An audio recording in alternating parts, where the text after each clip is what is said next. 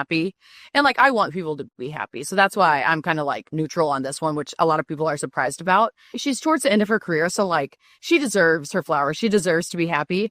But I also think that if you're going to leave, like, you're going to have to expect getting booed. Like, was there explanation when it happened? No. Not even privately? Yeah, I mean, okay.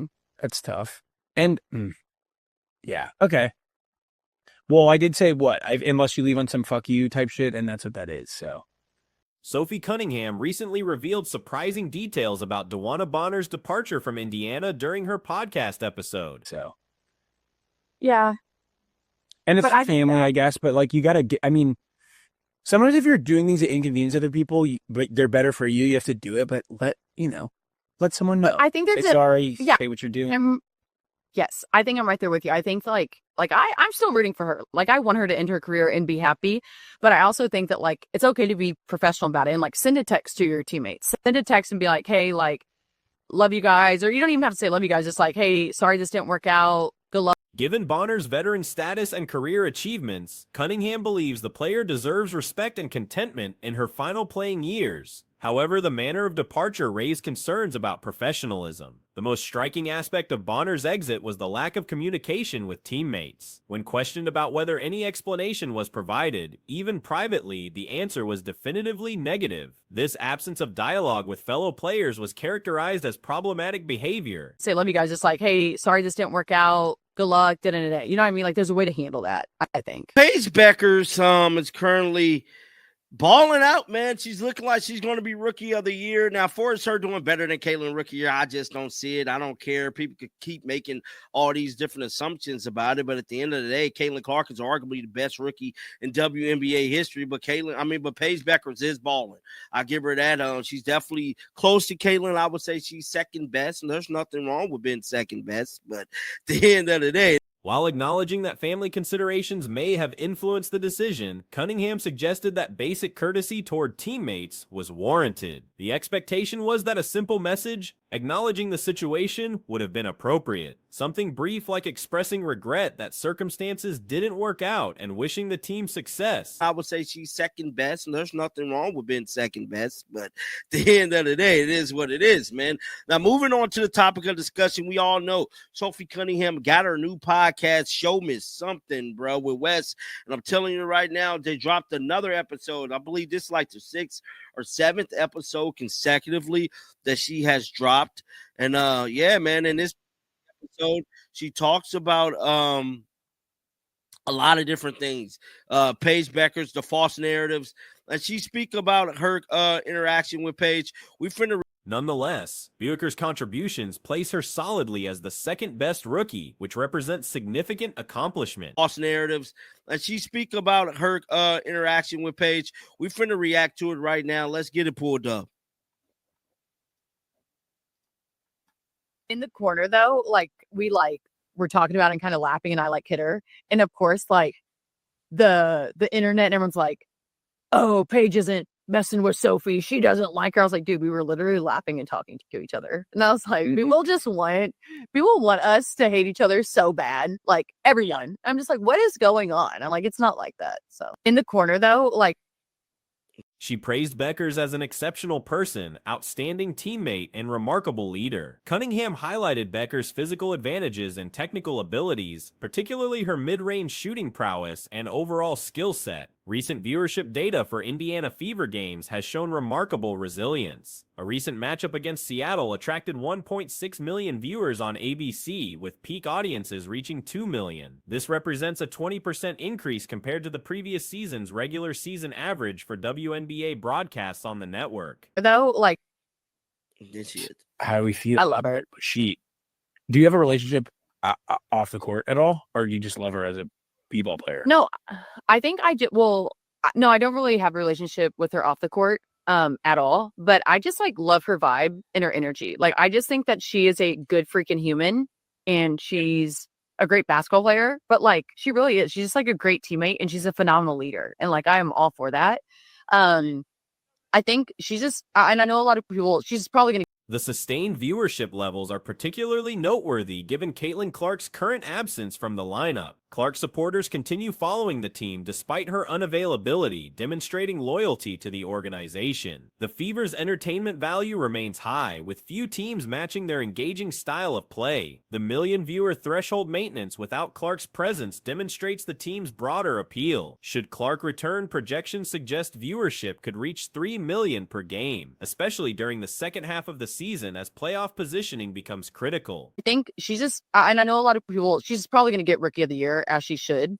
But I just think, like, she's taller than I am. We played her 3 times, and the way she just gets to her mid-range is just insane. Like, I don't know, you cut her off, and she just has so much in her She's got a bat. that, like, no, she legit has a bat.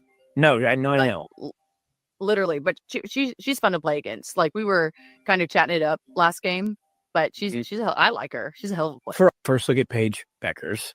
How do we feel? Current speculation suggests Clark's return could occur within a 2-week time frame, potentially around mid-August between the 17th and 20th. Reports indicate she has resumed practice activities and is working toward full participation. Her return would likely generate significant media coverage and fan interest. The Fever organization continues building momentum both on the court and in terms of audience engagement. Their ability to maintain strong viewership numbers during a star player's absence speaks to the overall quality of their roster and the entertainment value they provide to basketball fans nationwide. How do we feel? I love her.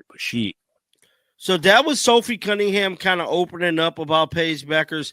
Now, there's a bunch of stuff also that has been released, and that is the Indiana Fever viewership for the Seattle game has come out. Now, I could make it like his own video about this, but to be honest with y'all, man, those videos really ain't been doing too good for me.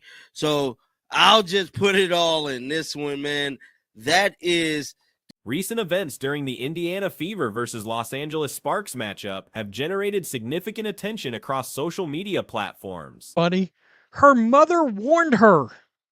Now, she made some comments the other day, in case anybody forgot, where she said, "Stop throwing dildos on the court. You're going to hurt one of us." After the game last night, she said, "This did not age well." And in case you don't know what I'm talking about, here is alleged dildo gate number 3, actual dildo coming onto said court. There's Sophie, and then, Kelsey Plum with the kick of the deal to the dough off the... The incident occurred during active gameplay, requiring officials and players to halt proceedings while court personnel removed the offending item. Video footage captured the moment when the object struck Cunningham, followed by teammate Kelsey Plum's swift action to clear the debris from the playing surface. Plum's quick response demonstrated professional handling of an unprofessional situation, ensuring gameplay could resume safely. Cunningham disclosed that family members had developed a sense of humor about the recurring incidents. Kelsey Plum with the kick of the deal to the dough off the court. She gave that sucker the, let's just, one more time. Kelsey's coming in with the, let's get alleged dildo off the court, please. And nailed Sophie Cunningham. So what's hilarious is Sophie said her mother, and I did not see this part of her podcast, warned her about this. My parents and my sister, they literally text me. Text messages from relatives before games now include playful warnings about potential flying objects, showing how the situation has become a running concern among those close to the players. The incident generated massive online engagement, with related social media posts accumulating millions of views within hours. After or before every single game, like saying good luck, like da-da-da, you know? And my mom, I'll send it so everyone can see this. But my mom, she goes, instead of like my good luck text, she goes, "Watch out for flying dildos tonight." My parents. Her mom literally told her, "Watch out for the flying dildos tonight." YouTube, you going to demonetize this video too? They demonetized the first dildo. The viral nature of these incidents has contributed to Sophie Cunningham's growing influence within women's basketball circles. Her popularity and online presence have expanded considerably, making her one of the more recognizable personalities in the current league landscape. Beyond the court incidents, Cunningham and teammate Lexi Hull created additional buzz through promotional efforts with swimwear companies. Their marketing approach involves social media campaigns featuring both players in beach attire, seeking potential brand partnerships. To the dough video. Seriously, I can't help that this is in the news, that this is something that's literally going on right now. So earlier today, or actually last night, Sophie made another comment. No way that thing actually hit me. I knew I shouldn't have tweeted that. Yeah, nailed by the dildo. My God, you can't make this stuff up. You cannot make. Caitlin Clark joined the conversation through comment interactions, suggesting players maintain focus on basketball rather than external promotional activities. This lighthearted exchange added another layer to the ongoing social media dynamics surrounding the team. The swimsuit promotional content sparked various reactions from fans and observers, with some suggesting the timing might have contributed to recent game outcomes. Others viewed the marketing efforts as natural extensions of player brand development in professional sports. You cannot make this stuff up. Seriously. So that wasn't the only thing she broke the internet on. How about this? And Caitlin Clark actually responded. Lexi Hull and Sophie Cunningham trying to get a brand deal with a swimsuit company, and Caitlin Clark's in the comments. Hilarious. We are off to our game tonight. Convince us that there's a swimsuit brand that wants to partner with 2 Indiana Fever mermaids. And of course, there's the current viewership data reveals sustained audience interest despite ongoing roster challenges. Recent broadcasts have maintained strong numbers, averaging 1.6 million viewers, with peak audiences reaching 2 million during critical moments. These figures represent a 20% increase compared to previous season averages for similar broadcasting windows. The continued audience engagement demonstrates the team's entertainment value extends beyond individual star power. Of course, there's the 2 gals. Lexi Hull and Sophie Cunningham sharing a moment in their swimsuit. And of course, Caitlin Clark chimes in, swimsuit brands, please. Quote, focus on basketball. Oh, this is literally the reason they lost. My God, they weren't focused. No. So a lot of people chimed in.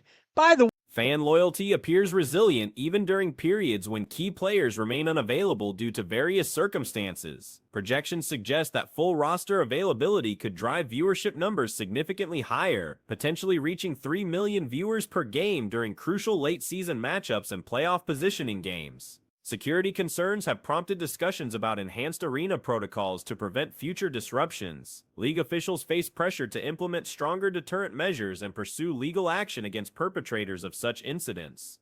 By the way, the "this did not age well" tweet to her "stop throwing dildos" tweet has got 10 million views on it. 10 million views. Look, if I share something on Twitter throughout the year, in a 1 year time span, I might see 3 things that's got 10 million views on it all year long. I'm telling you guys, Sophie Cunningham has got monstrous. Social media reactions to the ongoing situation range from supportive messages for affected players to humorous commentary about the absurdity of the circumstances. Many users have called for increased security measures and appropriate consequences for disruptive behavior. The incidents have inadvertently contributed to increased visibility for women's professional basketball, though through unconventional means. While the attention brings greater awareness to the sport, players and officials prefer focus remain on athletic competition rather than sideline disruptions. Guys, Sophie Cunningham has got monstrous reach in this league now from a popularity standpoint. It's big. It's real big. So, of course, I had to chime in. You're going to need football pads and a helmet.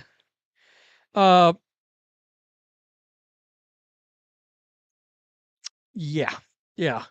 I hope they get arrested. The clowns. Stay strong, Sophie. Man, we strange times we live in.